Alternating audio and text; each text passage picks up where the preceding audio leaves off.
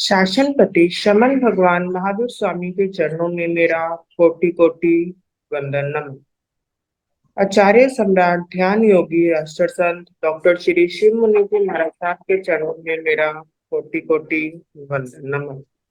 आगम ज्ञाता आगम पुरुष हिमाचल केसरी उपाध्याय प्रवर पूज्य गुरुदेव श्री जितेंद्र मुनि जी महाराज साहब के चरणों में मेरा कोटि कोटि वंदनम। ऑनलाइन एजुकेशन के प्रणेता संघ सेतु संघ रतन उपाध्याय प्रवर पूज्य गुरुदेव श्री रविंद्र मुनि जी महाराज साहब के चरणों में मेरा कोटि कोटि वंदन नमन। ऑनलाइन एजुकेशन में पधारे हुए सभी गुरु भगवंत एवं भगवती स्वरूपा महासाध्वियों के चरणों में मेरा कोटि कोटि वंदन नमन। आज ज्ञानदाता आगम प्रदाता पूज्य गुरुदेव श्री जी की प्रत्यक्ष वंदना का लाभ ले रही हैं उप प्रवर्तनी महासती श्री मंजुल ज्योति जी महाराज साहब आदि ठाकुर।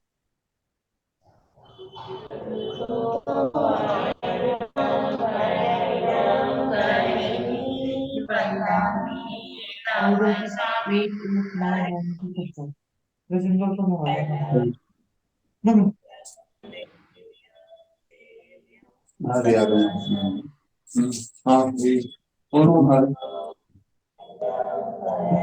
एकदम एकदम स्वामी सरकारे वे सम्माने वे कल्याण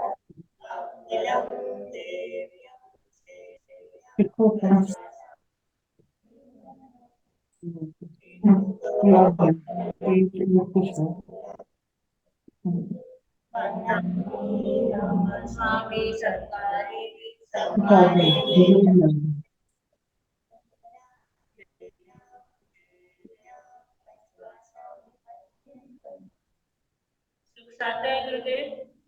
शोक साता है आप सबके।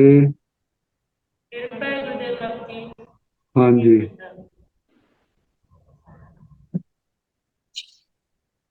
यह आगम वासना अविरल गति से चलती रहे इससे तो सभी तपस्वी अपना अपना योगदान दे रहे हैं। आज की तपस्या इस प्रकार है। गुणेश्वरन राज सुधा किरण स्वाति जी महाराज की सुशिष्या साध्वी श्री अर्चिता जी महाराज साहब का उपवास।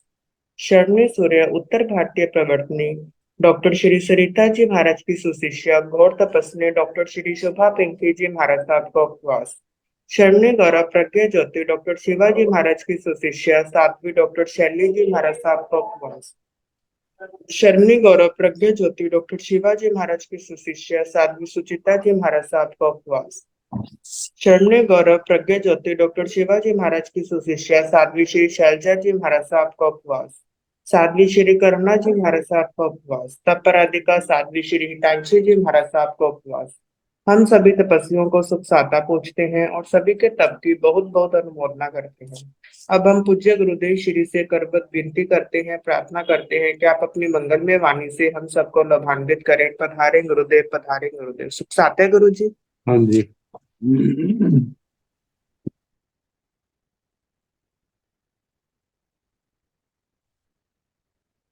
नमो अरिहंताणं नमो सिद्धाणं नमो आयर्याणं नमो ओगधायाणं नमो लोये सर्वसाहुणं तेसो पंच नमोकारो सर्व पावकणासनं मंगलानंद संदेशं परमं हवै मंगलम्।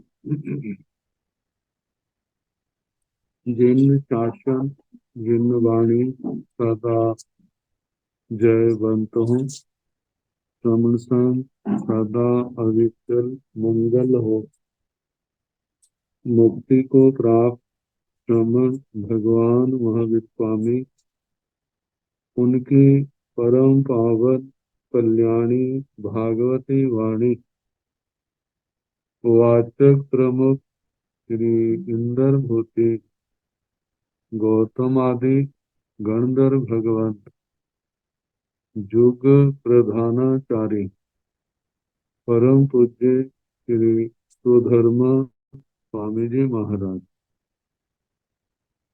उनकी परम पावन पाठ परंपरा वर्तमान आचार्य ध्यान योगी परम पूज्य श्री श्री मणि जी महाराज एवं गुरुजन सबके पावन चरण सरोजों में मेरा अनंत अनंत बार वंदना नमस्कार।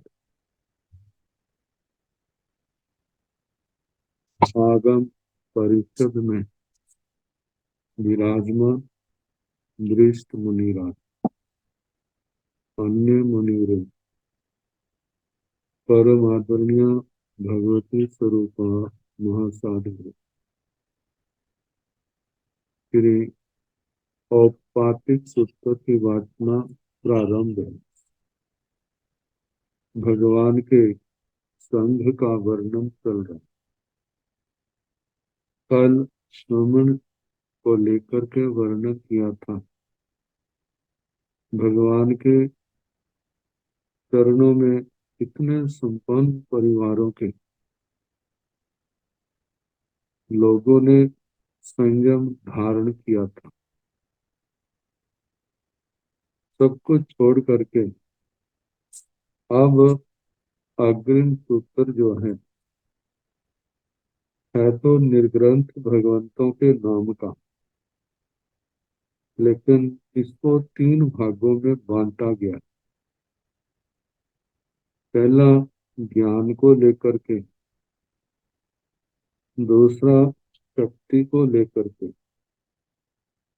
तीसरा तप को लेकर।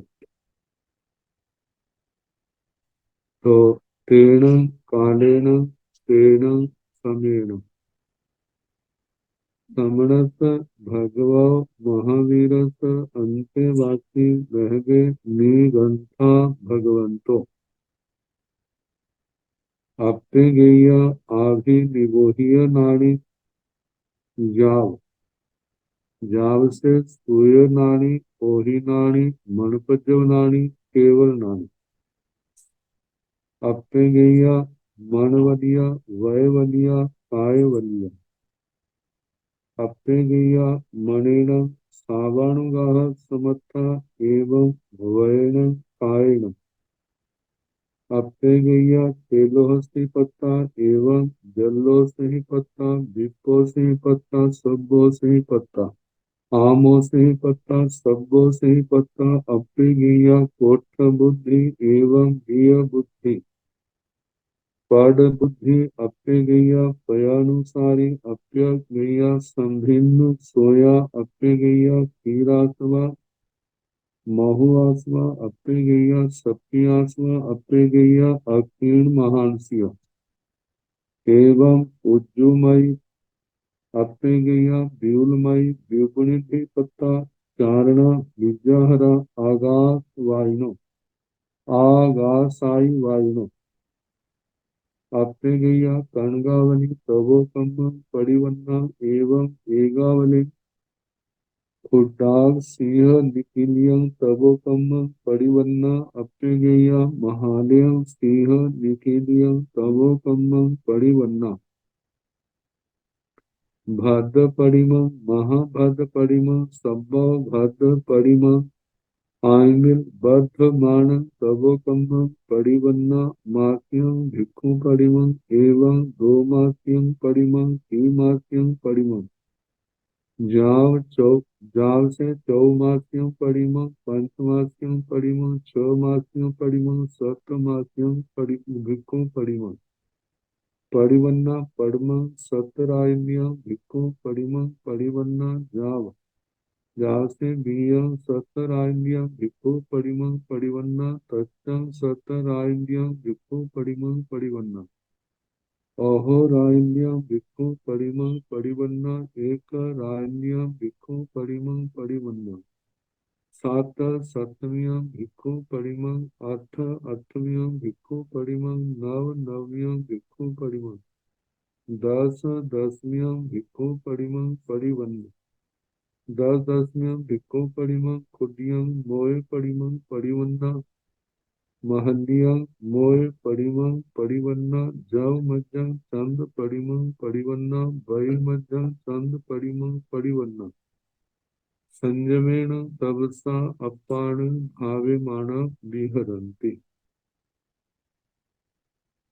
तो तेन कालेन तेन समेन, उस काल उस समय। समरस भगवो महावीर, श्रवण भगवान महावीर स्वामी। अंतेवासी, उनके अंतेवासी। बहवे निगंथा भगवंतो, बहुत से निर्ग्रंथ भगवान। निर्ग्रंथ भगवान जिनमें अपने गैया, कई एक आभिनिवोधिय नानी सूय नानी। आभिनिवोधि ज्ञानी, सूय नानी श्रोत ज्ञानी, ओहि नानी अवधि ज्ञानी, मन पद्यव नानी मन प्रयोग ज्ञानी, केवल नानी केवल ज्ञानी। तो कितने तो मति ज्ञानी श्रुत ज्ञानी दो ज्ञानों के धारक थे। कितने तीन ज्ञान के धारक थे, आभिनिवोधि ज्ञान श्रुत ज्ञान अवधि ज्ञान। और कितनों के पास आभिनिवोधि ज्ञान श्रुत ज्ञान मंत्र ज्ञान। कितनों के पास पहले चार ज्ञान थे। और कितने ऐसे थे जो सर्वज्ञ सर्वदर्शी केवली भगवान थे उन शिष्यों में। आगे अपे गैया मानव काय बलिया। कितने एक मनोबल के धनी थे, कितने वचन बल के धनी थे, कितने काय बल के धनी थे। कई तीनों ही बलों की प्रधानता थी।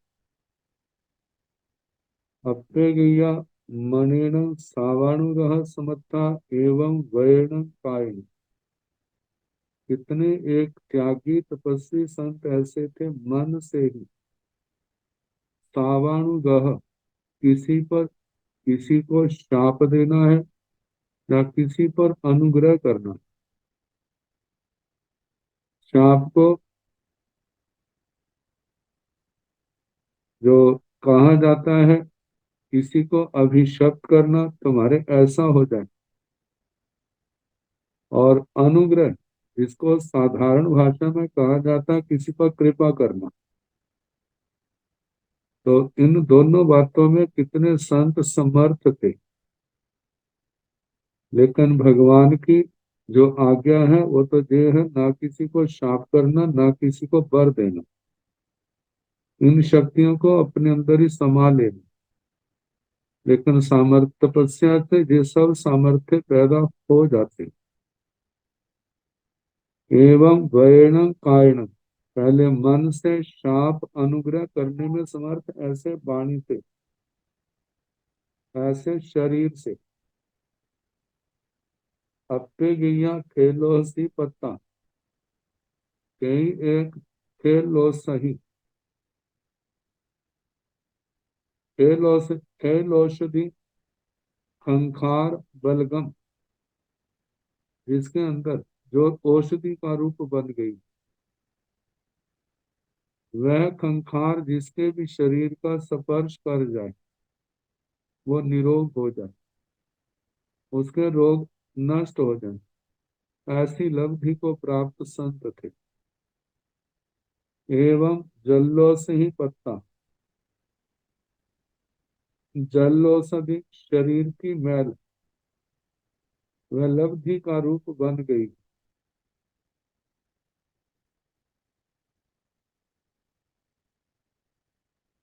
उसके अंदर भी वह औषधि का रूप बन गई। शरीर के स्पर्श होने पर यदि उसके अंदर किसी प्रकार के रोग हैं तो नष्ट हो जाते हैं।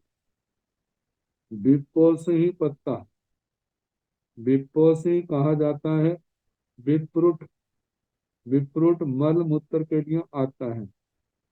तपस्या के कारण वह भी औषधि का रूप बन गया। आम से ही पत्ता, आमर शोषति, ये केवल स्पर्श मात्र से दूसरा स्वस्थ हो जाता है, जिसका इंद्रियों का शरीर का स्पर्श ही औषधि का रूप बन गया। सब वो से ही पता। और कई ऐसे भी संत हैं, ये जो चार बातें कही हैं, तेल जल विप्रुट और आमर्ष, ये सारे के सारे औषधि अवस्था को प्राप्त हो गए, इन सब लब्धियों से संपन्न। अप्पे गैया कोर्थ बुद्धि, कितने एक संत मुनिराज ऐसे थे, ऐसे तो कोष्ठक बुद्धि के स्वामी थे। कोष्ठक बुद्धि जैसे आजकल कोल्ड स्टोर में रखा हुआ अनाज आदि सुरक्षित रहते हैं, ऐसे ही जो सूत्र अर्थ उन्होंने याद किया है, लंबे समय तक भी उनको ना दोहराए तो उनको विस्मृत नहीं होता था, वैसे का वैसा सुरक्षित रहता था। जब भी पूछो तो वो एकदम उत्तर देने में समर्थ होते थे। ऐसी लब्धि के धारक मुनि को ओष्ठक बुद्धि से संपन्न कहा जाता है। एवं बीय बुद्धि, इस प्रकार बीज बुद्धि उसको कहा जाता है, जैसे वनस्पति का दाना बीज छोटा सा होता है, जैसे बोर्ड का है, पीपल का है, यदि उसको जमीन में दबा दिया जाए तो अंकुरित होने पर वह बढ़ते बढ़ते कितना विशाल रूप धारण कर लेता है। ऐसे ही किसी से एक शब्द सुना है तो इस बुद्धि का जो स्वामी है, उसके ऊपर अनुप्रेक्षा चिंतन करते करते कितना विस्तार विशाल ज्ञान उसकी स्मृति में उसके सामने आ जाता है। कहा जाता है जैसे गणधर भगवान त्रिपदी को सुनते हैं और उसके चिंतन से अनुप्रेक्षा से द्वादशांगी वाणी का भवन खड़ा हो जाता है। तो कहा ऐसी लब्धि से संपन्न पाठ बुद्धि, पाठ शब्द जो है बस्तर के लिए आता है। कहा जाता है जैसे पुराने जमाने में अपने कंधे पर चद्दर रखते थे, जब कहीं पर सामान ले जाना है, कोई बर्तन नहीं, तो वह चद्दर को फैला देते थे और जितना उसमें आता उसको लेकर के उसमें बांध लेते थे और बांध करके जहां पर ले जाना है वहां पर पहुंचा देते थे। इसी प्रकार कहा जाता है तीर्थंकर भगवान का गुरुजन जो जो कुछ भी सुनाते हैं वे सारे का सारा अपनी बुद्धि में समा लेते हैं। जैसे उस कपड़े में सामान बांध लिया जाता है, ऐसे ही उनकी बुद्धि पट का रूप बन करके जो कुछ गुरुओं ने दिया, सिखाया, पढ़ाया, सारे का सारा स्मृति में समा जाता है। तो इस प्रकार पट बुद्धि से संपन्न। आगे अपने गैया पयानुसारी, कितने एक मुनिराज ऐसे थे जो पदानुसारणी लब्धि के मालिक थे। पदानुसारणी लब्धि कहा जाता है कि मानो किसी एक गाथा का एक शब्द सामने आया है तो सारी गाथा उनके ध्यान में आ जाती थी। एक सूत्र का एक शब्द सामने आया है तो वह सब उनके सामने आ जाता था। और ऐसे ही शास्त्र की कोई एक गाथा सामने आई है, सारा अध्ययन सारा शास्त्र जो है उनके सामने आ जाता, स्मृति में आ जाता था। ऐसी लब्धि को पदानुसारणी कहा जाता है। और कहा जाता है इन शक्तियों में ग्रहण शक्ति, धारणा शक्ति, जो कुछ भी सुनने में आए सारा दिमाग में धारण कर लेना, सारा ग्रहण कर लेना और ग्रहण करने के बाद भी लंबे समय तक उसका स्मृति में बने रहना, ये सारे के सारा मति ज्ञानावरणी है। शुद्ध ज्ञानावरणी कर्म के क्षोभम के कारण से आत्मा को ये लब्धियां प्राप्त होती हैं। तो बताया है पदानुसारणी लब्धि, कितने ऐसे भाग्यवान होते हैं कि एक बार सुना है, जो शास्त्र को एक बार सुनते गए हैं, सुनने सुनने मात्र से जिनको श्रवण हो जाता है।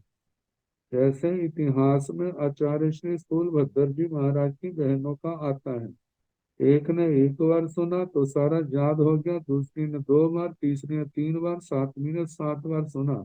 उनको फिर उसके बाद सुनने की आवश्यकता नहीं पड़ती थी, सारा स्मृति में आ जाता है। इतिहास में एक आचार्य श्री जय सिंह जी का वर्णन आता है कि उनके ऐसी लब्धि थी, एक बार दशवीं कालिक सूत्र देखा है और सारे का सारा उनके स्मृति में आ गया। ऐसे और शास्त्र जितने भी ऐसी लब्धि के कारण से ही शास्त्रों को याद करने में, पूर्वों का अध्ययन करने में साधक सक्षम समर्थ होते हैं। अपने गैया संभिन्न सोया, कितने एक संभिन्न स्रोत लब्धि के मालिक थे।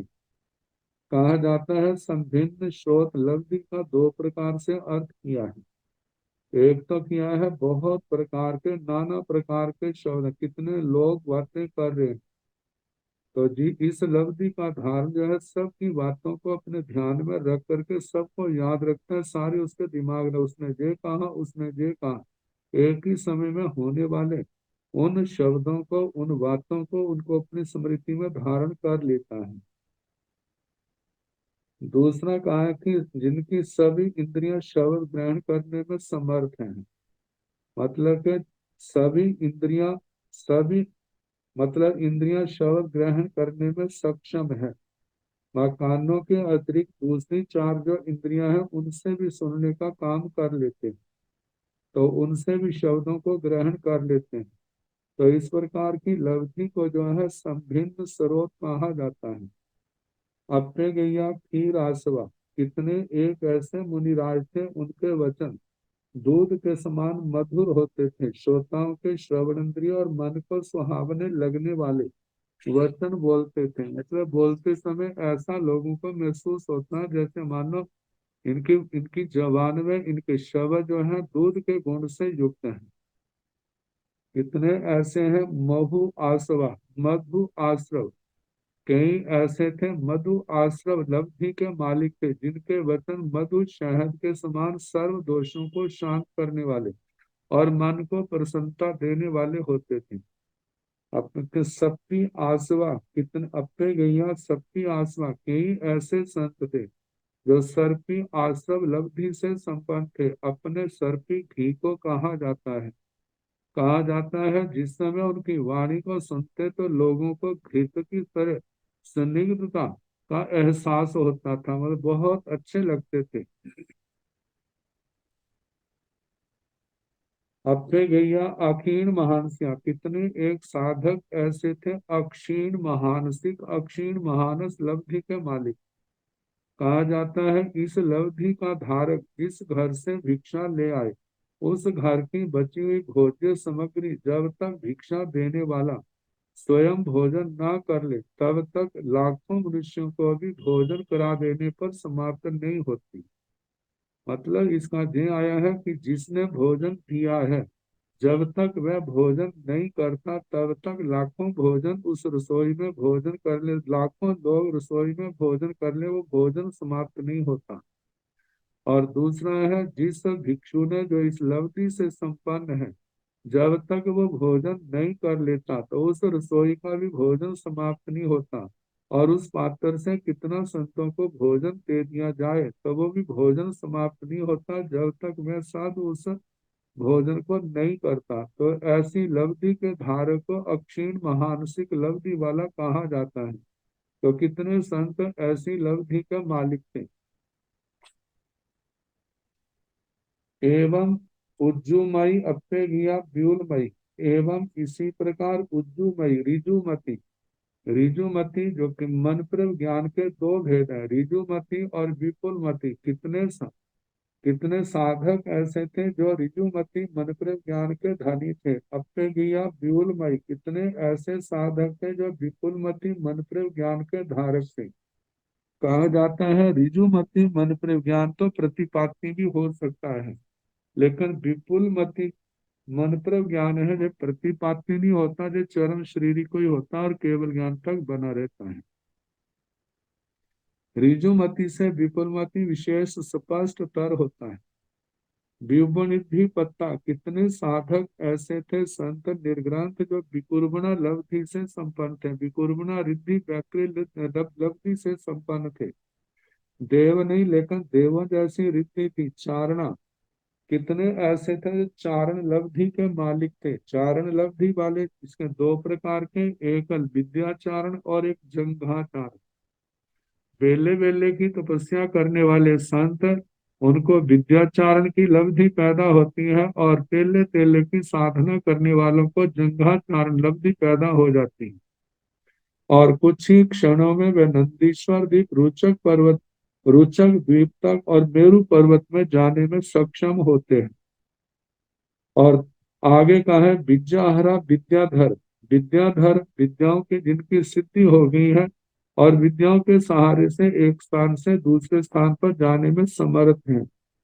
आगासाई वायुनो कहा जाता है, आगासाई वायुनो जो पृथ्वी के समान आकाश में चलने वाले। और इसका दूसरा अर्थ किया है कि ऐसे जो आकाश है, जो कुछ चाहे आकाश से वो क्या करते हैं, वैसी वस्तुओं वो आकाश से गिरने लगती है, ऐसी लब्धि के धारक। आकाशाति पाती, आकाशगामिनी शक्ति से संपन्न, अथवा आकाश से हिरण्य आदि इष्ट और अनिष्ट पदार्थों की वर्षा कराने का जिनमें सामर्थ्य था। अथवा ये भी अर्थ निकलता है आकाशाति वादी, आकाश आदि अमूर्त पदार्थों को सिद्ध करने में जो समर्थ थे।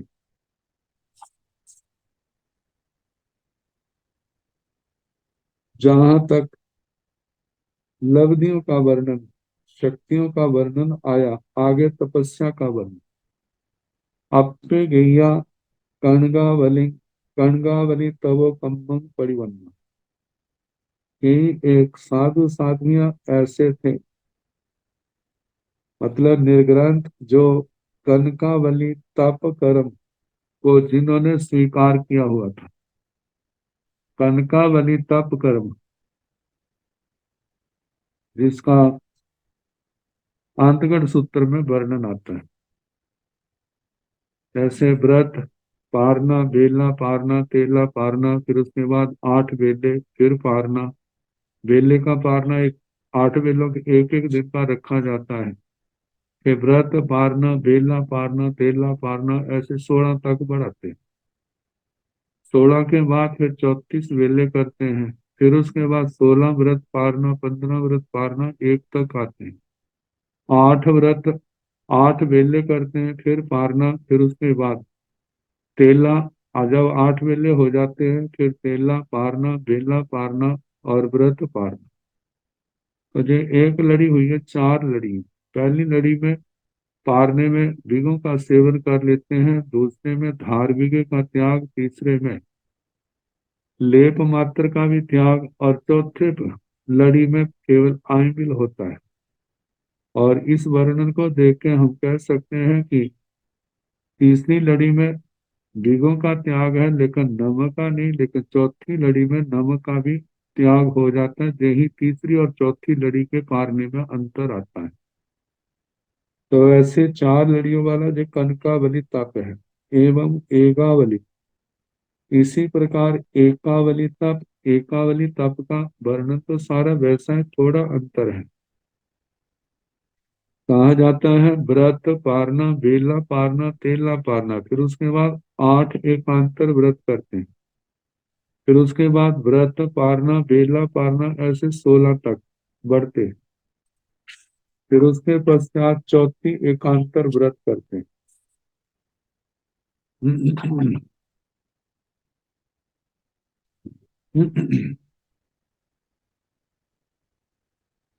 फिर उसके पश्चात 16 व्रत पारना, 15 व्रत पारना, 13 व्रत पारना, ऐसे काम होते होते एक तक आ जाते हैं।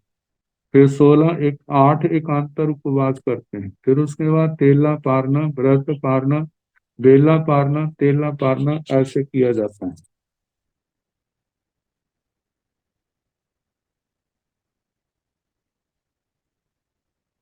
ये जो है एक लड़ी का ही आता है। तो आगे खुट्टांग सिंह निकिलियं तबो कम्मं परिवन्ना। खुट्टांग सिंह निकिलियं, शुल्लक दाक्षुद्र सिंह निष्क्रिय तप।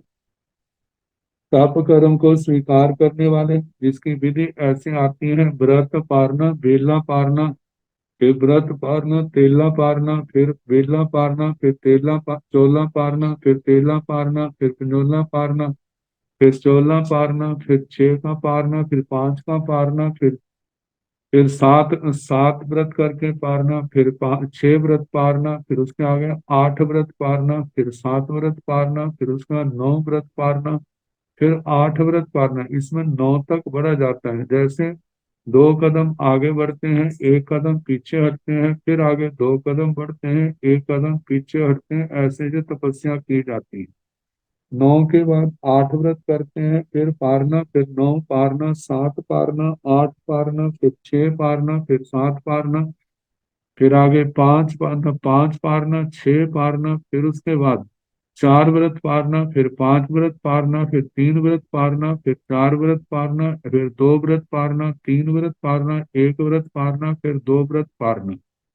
ऐसे जो एक लड़ी होती है, चार लड़ियां इसकी होती है। पहली लड़ी में सभी भीगों का त्याग सेवन कर लेते हैं पारने में, दूसरी में धार्मिक का त्याग, तीसरी में लेप मात्र का त्याग, चौथी में पारने के दिन आंबिल होता है। तो जो क्षुल्लक शुद्ध सिंह निष्क्रिय ताप है और अप्य गया महालय सिंह निकिलियों तवो कम्मो परिवरना। कितने ऐसे थे जिन्होंने महासिंह निष्क्रिय तप कर्म किया था। विधि तो ऐसी है, लेकिन जहां पर 16 व्रतों तक बढ़ते हैं और फिर उसके बाद नीचे उतरते, चार लड़ियां इसकी हैं। पारने की व्यवस्था पहली जैसो बताई। भद्र परिमा, महाभद्र परिमा, सब्बो भद्र परिमा, भद्र प्रतिमा। भद्र प्रतिमा का जो विधान बताया,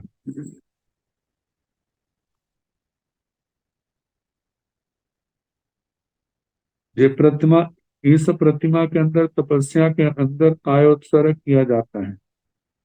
तो कायोत्सर्ग व्युत्सर्ग का भेद है, उसी के अंदर ये आता है।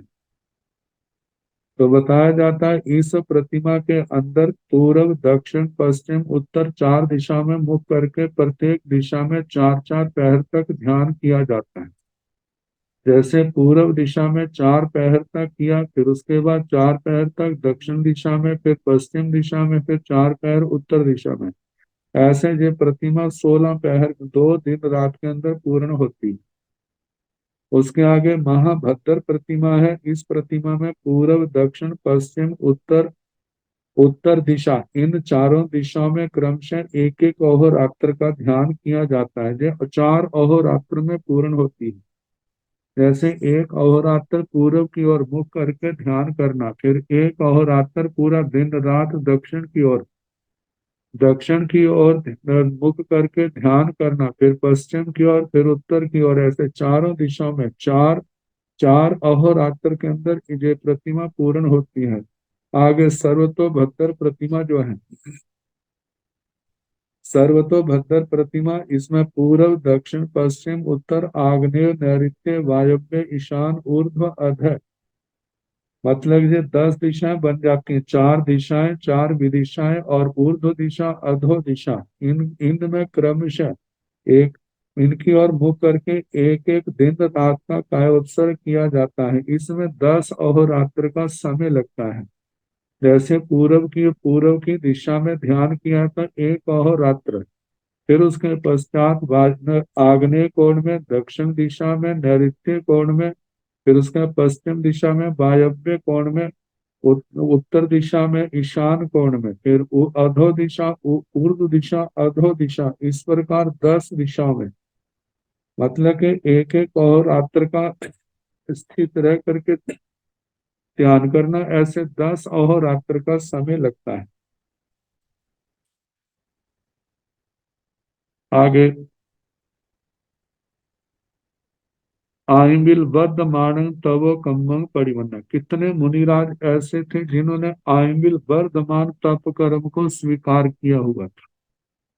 आइबिल वर्धमान तप में आता है कि जैसे आइबिल किया है, उसके बाद उपवास, फिर दो आइबिल, फिर उपवास, तीन आइबिल, फिर उपवास, चार आइबिल, फिर उपवास, पांच आइबिल, फिर उपवास, छह आइबिल, फिर उपवास, ऐसे बढ़ते बढ़ते 100 तक बढ़ते हैं। 100 आइबिल करके फिर उपवास करते हैं। ये 14 साल से भी ज्यादा इसमें टाइम लग जाता है। आगे मासियों भिक्षु परिमंग, इस प्रकार मासी की भिक्षु प्रतिमा जिसमें एक महीना, एक दत्ती भोजन, एक दत्ती पानी और अनेक नियम इसके अंदर होते हैं। कहा जाता है अभिग्रह के अनुसार गोचरी को जाते हैं, यदि मिल जाती है ठीक है, नहीं तो उपवास किया जाता है। एवं दो मासियों परिमंग, इस प्रकार एक महीने में पहली प्रतिमा पूर्ण होती है, द्विमासी की प्रतिमा वो भी एक महीने में पूर्ण होती है।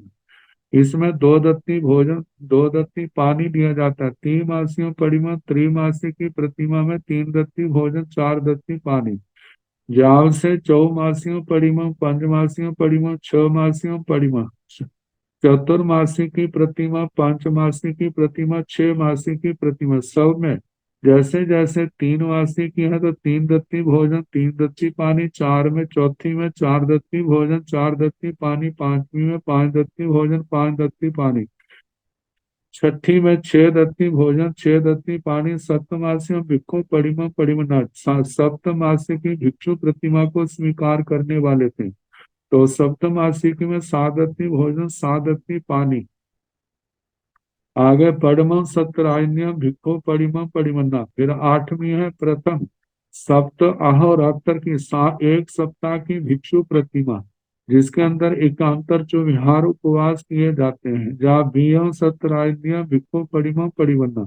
और दूसरी दूसरी जो सात अहोरात्रि है उसमें भी एकांतर जो विहार उपवास है, तक्षण सत्तरायण्य भिक्खु परिमम परिमन्ना। तीसरी जो सात अहोरात्रि है ऐसी भिक्षु प्रतिमा को स्वीकार करना था। इनमें तीनों में जो सात अहोरात्र की आठवीं, नौवीं, दसवीं है, एकांतर जो विहार उपवास किया जाता है, केवल ध्यान अवस्था में आसनों की विधि में अंतर है। अहोरान्यम भिक्षु परिमा परिमन्ना, अहोरात्रि की भिक्षु प्रतिमा को स्वीकार करने वाले जो बेला करके की जाती है। दूसरे दूसरे उपवास में 24 घंटे का शमशान आदि एकांत भूमियों में जहाँ पर ध्यान किया जाता है। 12वीं भिक्षु प्रतिमा है एक रान्य भिक्षु परिमा परिवना, एक और एक रात्रि की भिक्षु प्रतिमा को स्वीकार करने वाले। इनका सारी प्रतिमा का वर्णन दशा स्कंद की सातवीं सातवीं दशा में बड़े विस्तार के साथ आया था। आगे सप्तमी भिक्षु परिमं, सप्तम सप्तमी का भिक्षु प्रतिमा जो 49 दिन में होती है, जिसमें 7 दिन 7 7 दिन के 7 ग्रुप बनाए जाते हैं। पहले सप्तक में एक दत्ती भोजन, एक दत्ती पानी, दूसरे में दो दो, तीसरे सप्तक में तीन तीन, चौथे में चार चार, पांचवें में पांच पांच, छठे में छह छह, सातवें सप्तक में सात दत्ती भोजन, सात दत्ती पानी ऐसे दिया जाता है। तो सप्तम सप्तमी का भिक्षु प्रतिमा, अष्टमी भिक्षु प्रतिमा, अष्टम अष्टमी का भिक्षु प्रतिमा ये 64 दिन में संपन्न होती है। पहले 8 8 दिन के 8 ग्रुप बनाए जाते हैं। पहले 8 दिनों में एक दत्ती भोजन, एक दत्ती पानी, दूसरे 8 में दो दत्ती भोजन, दो दत्ती पानी, ऐसे 8वें ग्रुप में 8 दत्ती भोजन, 8 दत्ती पानी ऐसे जो संपन्न की जाती है। नव नवमिया भिक्षु परिमा, और कईयों ने नव नवमी का भिक्षु प्रतिमा को स्वीकार किया हुआ था। तो ये 81 दिन में होती है, तो 9 9 दिन के 9 ग्रुप बनाए जाते हैं। पहले नवक में एक दत्ती भोजन, एक दत्ती पानी, दूसरे में दो दो, तीसरे में तीन तीन, ऐसे बढ़ाते 9वें में 9 9 आती है। 10 10 भिक्षु परिमा, दसम दशमी का भिक्षु प्रतिमा जो 100 दिन में होती है, इसमें 10 10 दिन के 10 ग्रुप बनाए जाते हैं। पहले 10 के ग्रुप में 10 दिन में एक एक दत्ती भोजन, एक एक दत्ती पानी, ऐसे दूसरे दशक में दो दो दत्ती भोजन, दो दो दत्ती पानी, इस प्रकार बढ़ाते 10वें में 10 दत्ती भोजन, 10 दत्ती पानी ग्रहण किया जाता है। आगे खुडिया मोय परिमम परिमन्ना, महलिया मोय परिमम परिमन्ना, क्षुद्र मोक प्रतिमा और महती मोक प्रतिमा। अब इनका जो विधान है प्राय करके जो कहते हैं खाना करके की जाती है, तो 8 दिन 8 दिन करते हैं, नहीं तो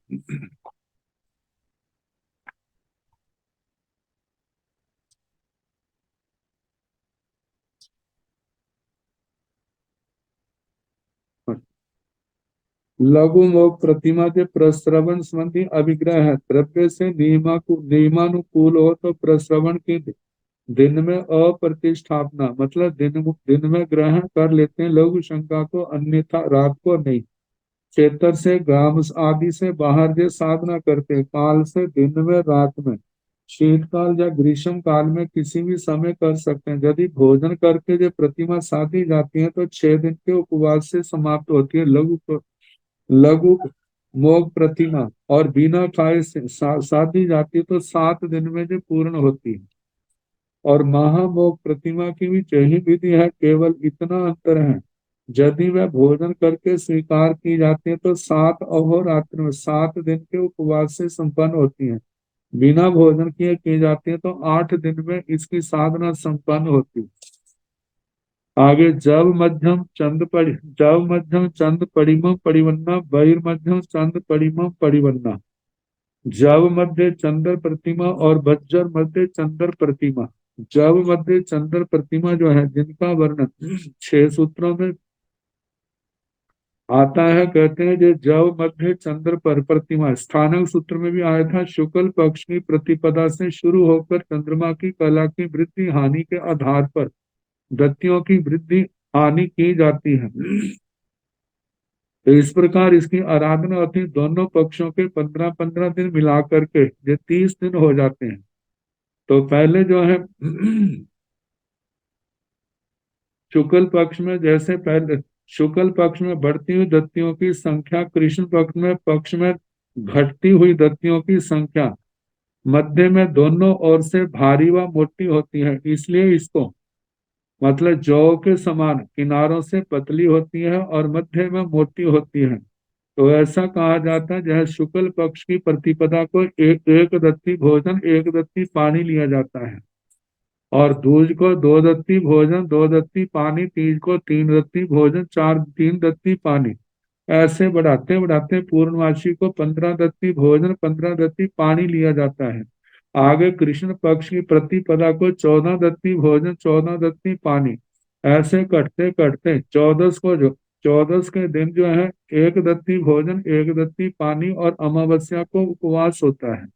तो इस प्रकार 30 दिन में जो जव मध्य चंद्र प्रतिमा की साधना होती है। आगे बज्जर मध्य चंद्र प्रतिमा है, जो कृष्ण पक्ष की प्रतिपदा के दिन इसका प्रारंभ किया जाता है। तो चंद्रमा की कलाएं जैसे कटती जाती हैं तो इसमें दत्तियां कटाते जाते हैं, चंद्रमा की कलाएं बढ़ती जाती हैं तो इसमें दत्तियां मतलब के बढ़ाते जाते हैं। तो चंद्रमा की कलाओं से ही जैसे जैसे कम होती जाती है, कृष्ण पक्ष में कलाएं कटती जाती हैं, तो ऐसे जैसे प्रतिपदा को 15 दत्ती भोजन 15 दत्ती पानी लिया जाता है, और दूज के दिन 14 दत्ती भोजन 14 दत्ती पानी, तीज के दिन 13 पर आ जाते हैं, ऐसे कटते कटते एक तक आ जाते हैं। तो शुक्ल पक्ष जब अमावस्या को 1 दत्ती भोजन 1 दत्ती पानी रह जाता है, शुक्ल पक्ष की प्रतिपदा को 2 दत्ती अन्न 2 दत्ती मतलब के 2 दत्तियां भोजन की 2 दत्तियां पानी की, ऐसे बढ़ते बढ़ते शुक्ल पक्ष की चतुर्दशी को 15 दत्ती भोजन 15 दत्ती पानी आता है, और पूर्णमासी को पूर्ण उपवास किया जाता है। इस प्रकार बज्जर मध्य प्रतिमा कहा जाता है। बज्जर मध्य से पतला होता है, किनारों से स्थूल होता है। तो उसी के हिसाब से जब गोचरी आदि लेने का विधान किया गया है। तो बताया है ऐसी साधना को जिन्होंने स्वीकार किया, ऐसे निर्ग्रंथ मुनिराज संयमेन तपसा अपान भाव्यमाना विहरते, संयम और तप से अपनी आत्मा को भावित करते हुए विचरते थे।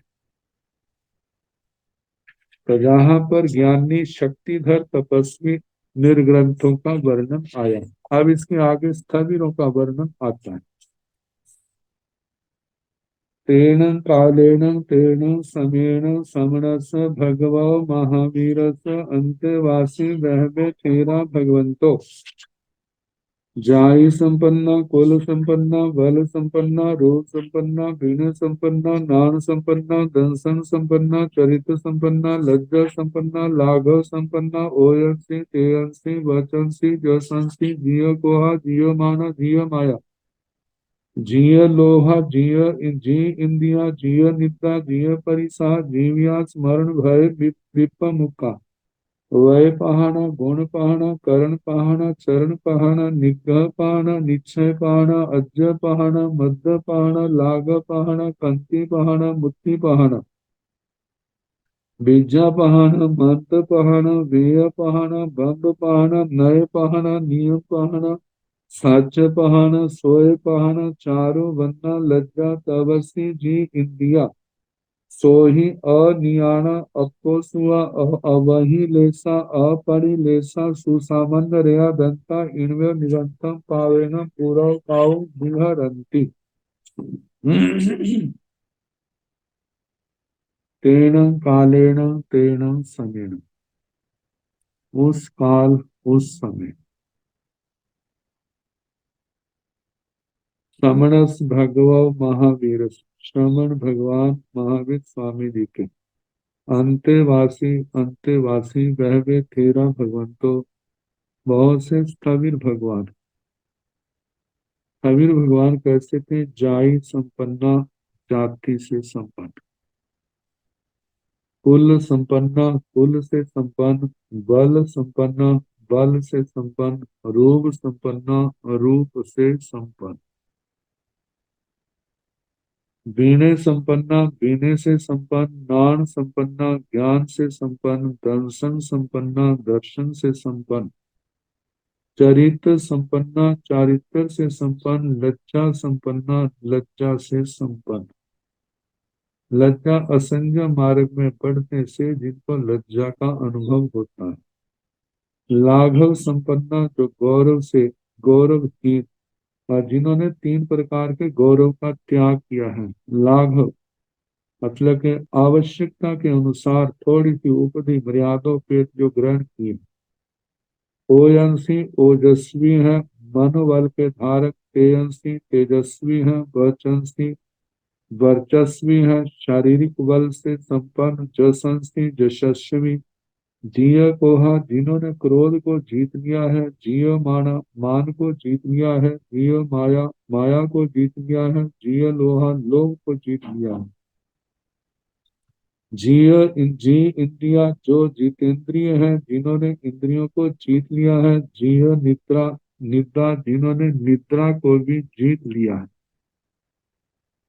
जिय परिसह, जिन्होंने परिसहों को जीत लिया है। परिसहों को का उनके ऊपर कोई प्रभाव नहीं पड़ता। जीव्यास, मरण भय विपमुखा, जीवन की आशा और मरण का भय इनसे भी मुक्त है।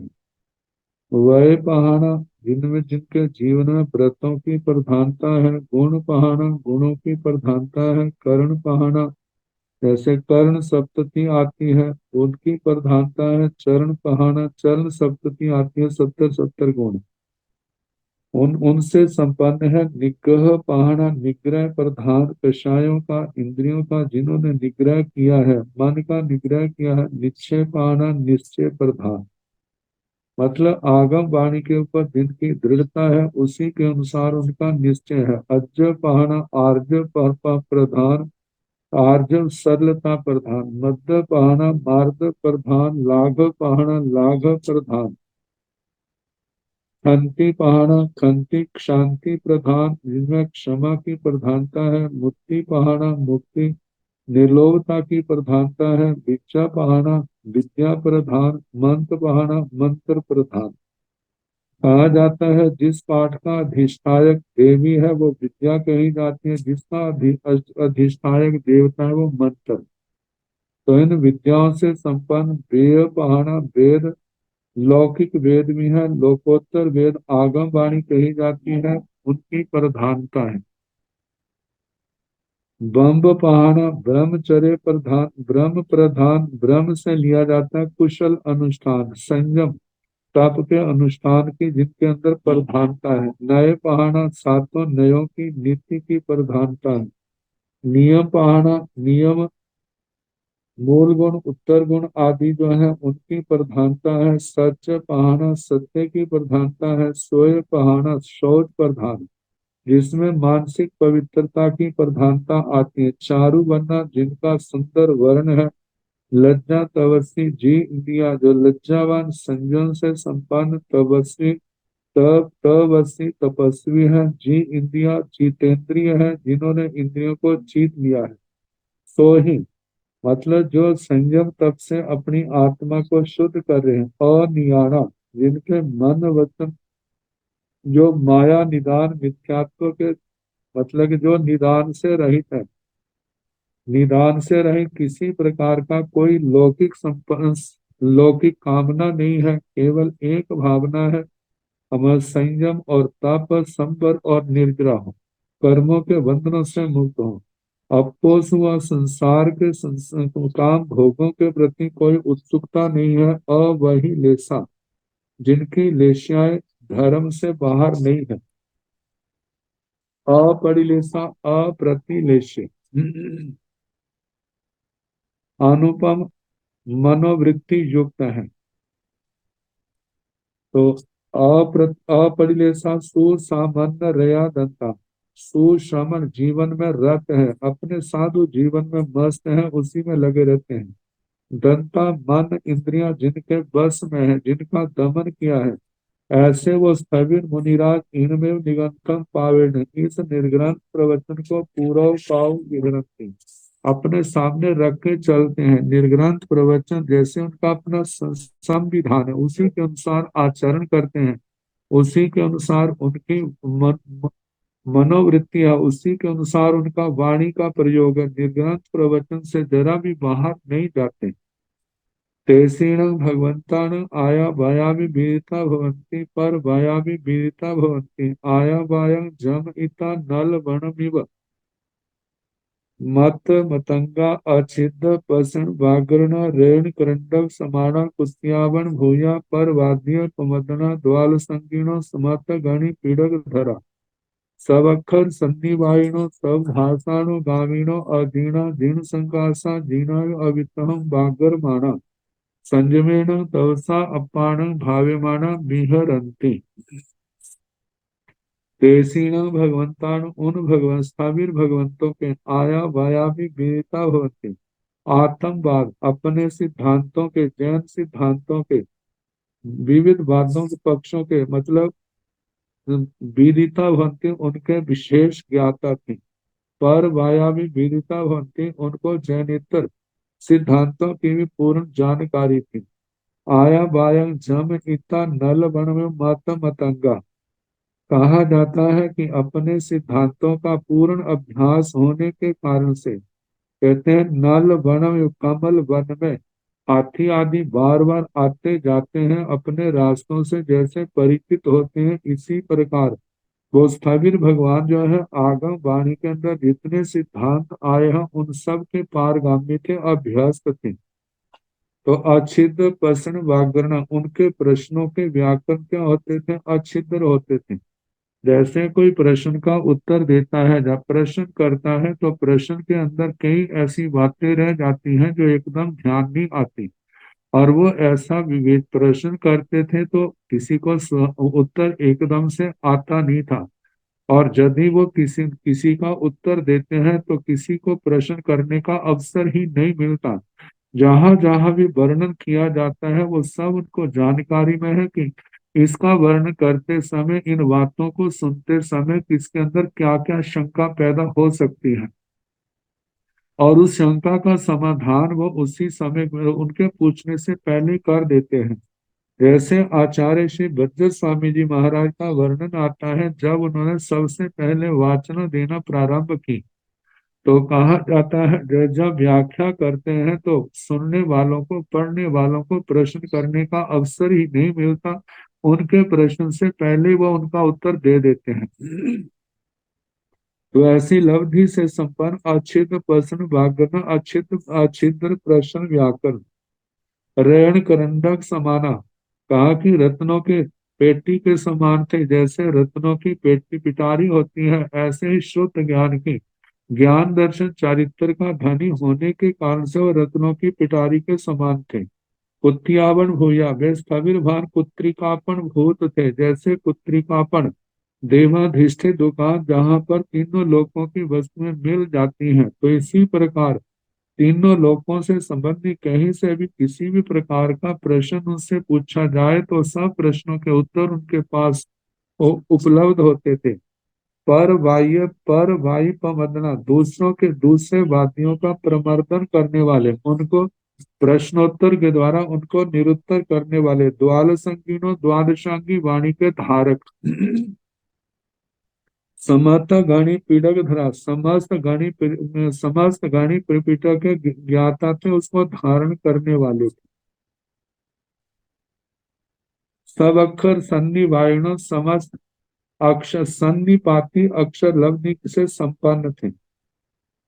कहा जाता है सब सर्वाक्षर सन्निपाती, ऐसी लब्धि है जहां पर अनेक भाषाओं का अक्षरों के संयोगों से क्या क्या शब्द बनते हैं, इसमें पूर्ण पारगामी थे। सब भाषानुगामी, सभी भाषाओं के अनुगामी थे, सभी भाषाओं के वो ज्ञाता थे। आगे बताए अजीर्ण जीर्ण संकासा, वो जिन नहीं लेकिन जिन सरीखे थे। जीर्ण संका जीर्णा इव अवित्तः वाक्यर बना, जैसे जिन केवली भगवान, जैसे उनकी वाणी अस्खलित होती है, ऐसे इनकी भी वाणी क्या होती थी, अवितत, असत्य से रहित अस्खलित वाणी चलती। तो ऐसे स्थविर भगवान संयमेन तवसा अपान भाव्यमाना विहरन, स्थविर भगवान संयम से तप से अपनी आत्मा को भावित करते हुए विचरते थे। अब इसके आगे अणगारों का वर्णन। तेन कालेन तेन समेन समणस भगव महावीरस अंत्यवासी वैवे अणगारा भगवंतो ईरिया समिया भाषा समिया ऐसना समिया आयान भनव निकेवण समिया उतार पा सवण खेल सिंघाण जल पारी ठावनिया समिया मान गुत्ता वय गुत्ता कायम गुत्ता गुत्त इंद्रिया गुत्त बम्ब यारी अमम अकिंचन छिन्न गंता छिन्न सोया निरुबलेवा कंस पाइव मुख सोया संक इव निरंगना नीव जीव अपरिहर गई जच कणगम इव जाय रुवा आदरिस फलगा एव पागड़ भावा कुंभ एव गोतिंदिया कुखर पतंग निरोगलेवा गगनमेव निरालंबना अनिलो एव निरालया चंदो एव सोमलेखा सूरो एव दित्तेया सागरो एव गंभीरा विहग एव संभव विप मुखा मंदरो एव अपकंपा सारय सलिलं इव शुद्ध हिया खग्गे विषाणं इव एग जाया भारत पक्षिव अपमता कुंजरो इव सौंडीरा वसव इव जाय कामतियो इव दुधरि साबु सुंदरा इव सब पास विषा सो हुय हुयासनो इव तेसा जलंता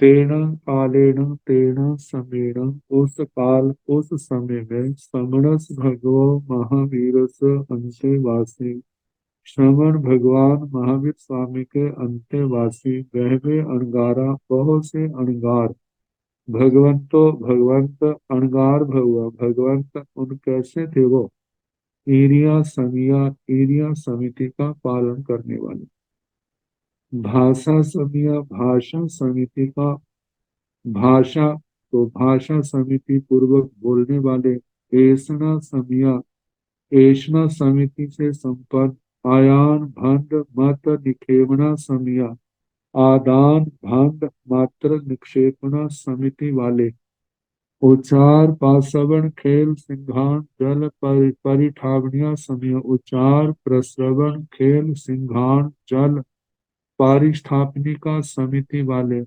मन गुप्ता मन गुप्ती वाले, भय गुप्ता वचन गुप्ती वाले, काय गुप्ता काय गुप्ती का, इन सब का पालन करने वाले 8 प्रवचन माताओं का।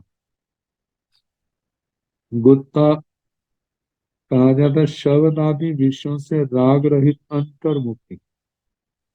गुप्त इंद्रिया, जिनकी इंद्रियां गुप्त हैं अपने संयम में। गुप्त ब्रह्मचारी, गुप्त ब्रह्मचारी बाणों सहित ब्रह्मचर्य का पालन करने वाले। अ मम ममता से रहित, ममत्व रहित, अकिंचना अकिंचन, केवल अपने साधु जीवन के जो अत्यंत उपकारी उपकरण है उनको छोड़ करके और किसी के प्रति आसक्ति, किसी का संग्रह नहीं है। और जो रखे हैं जो धर्म में सहायक है इसलिए रखे हैं, यत्न पूर्वक रखते हैं, लेकिन उनके प्रति कोई आसक्ति उनके अंदर नहीं है। छिन्न ग्रंथा, परिग्रह के ग्रंथ जो है छिन्न भिन्न हो गया, उनसे रहित हो। छिन्न सोया, जिन्होंने आश्रव के स्रोतों को दूर कर दिया।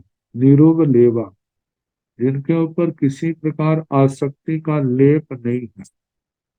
आगे कंस पाइब मुख तोय, जैसे कांसे का बर्तन है उसको पानी का लेप नहीं लगता, ऐसे परिग्रह का उनके ऊपर भी कोई लेप नहीं है। शंख एवं निरंजना, जैसे शंख है वो किसी धातु के रंग से प्रभावित नहीं होता, मतलब कि जो भी प्रतिबिंब पड़ता है तो वो श्वेत रंग का ही होता है। इसी प्रकार अणगार भगवंत जो है वो किसी दुनिया के किसी के प्रभाव से प्रभावित नहीं होते। जीवो विव अपड़ी हाई गई, जैसे जीव की मृत्यु के उपरांत जीव ने जिस स्थान पर पहुंचना है वहीं पहुंचता है, उसकी गति को रोकने वाला कोई नहीं है। इसी प्रकार उनके भी जिस जिस और संयम वृद्धि होती है, संयम तप की आराधना के लिए जहां जहां जाते हैं उनकी गति अप्रतिहत होती है।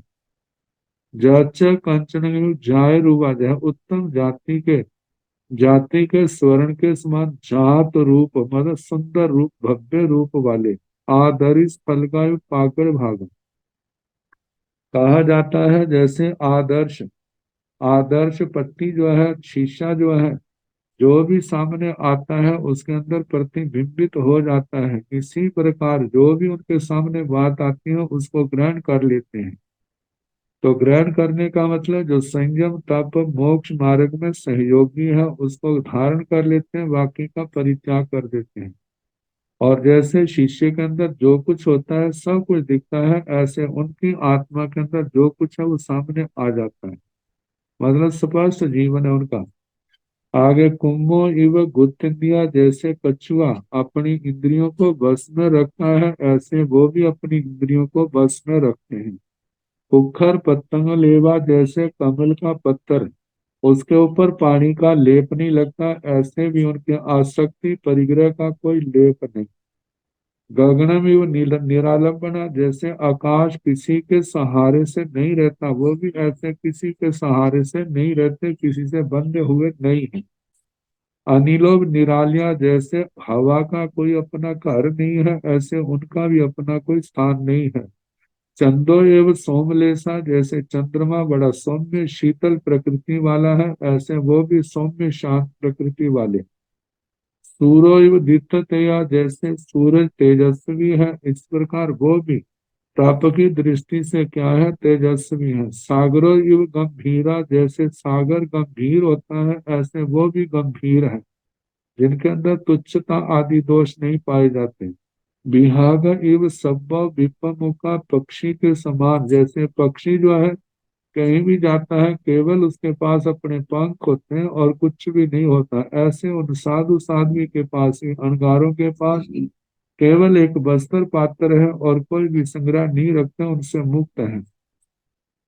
मंदिरों इव अपकंपा, जैसे मंदिर आंधी तूफानों से चलायमान नहीं होता, कांपता नहीं है, ऐसे वो भी परिसर उपसर्गों की आंधी से वो चलायमान नहीं होते, अप्रकंप रहते हैं। सारे सलिलम भी वो शुद्ध ही है, जैसे शरद काल में पानी जो है बिल्कुल साफ हो जाता है ऐसे उनका भी हृदय बिल्कुल शुद्ध है। खग्गी विषाणु व एक जाया, जैसे गंडे का एक ही सींग होता है ऐसे वो भी एकत्व भावना में रहते हैं। भारंड पक्षी व अपमत्ता, जैसे भारंड पक्षी अपने आप में अप्रमत्त रहता है ऐसे वो संयम में अप्रमत्त रहते हैं। कुंजरो इव सोंडीरा, कुंजर जैसे हाथी जो है बहुत शक्ति से संपन्न होता है।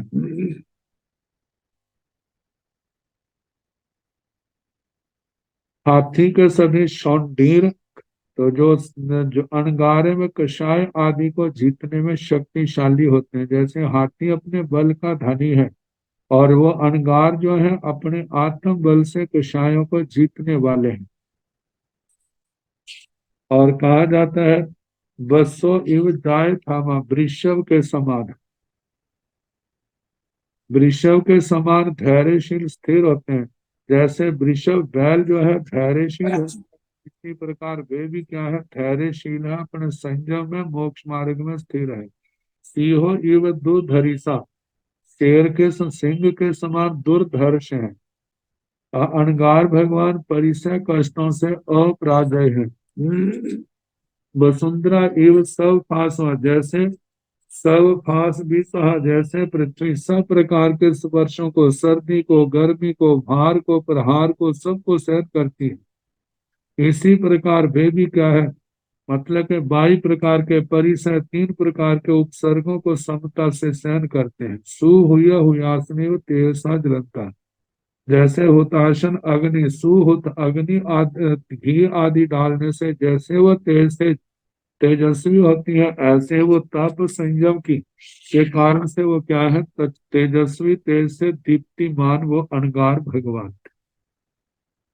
अब इसके आगे इनके संबंधी और वर्णन है, फिर उसके आप 12 प्रकार के तप का वर्णन आएगा।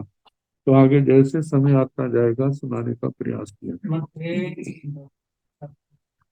नमो अरिहंताण, नमो सिद्धाण, नमो आयर्याण, नमो ओवधायाण, नमो लोये संसाहुण, एसो पंत नमो पारो सब पाव गणसणो, मंगलानंत संगे सिंह पद्म हवाई मंगलम, तारी मंगलम, अरिहंता मंगलम, सिद्धा मंगलम, साहु मंगलम, केवली नथो धम्मो मंगलम, चतारी लोकतमा, अरिहंता लोकतमा, सिद्धा लोकतमा, साहु लोकतमा, केवली नथो धम्मो लोकतमो, चतारी शरणं प्रवज्जामि, अरिहन्ते शरणं प्रवज्जामि, सिद्धे शरणं प्रवज्जामि, साहु शरणं प्रवज्जामि, केवली नथं धम्मं शरणं प्रवज्जामि।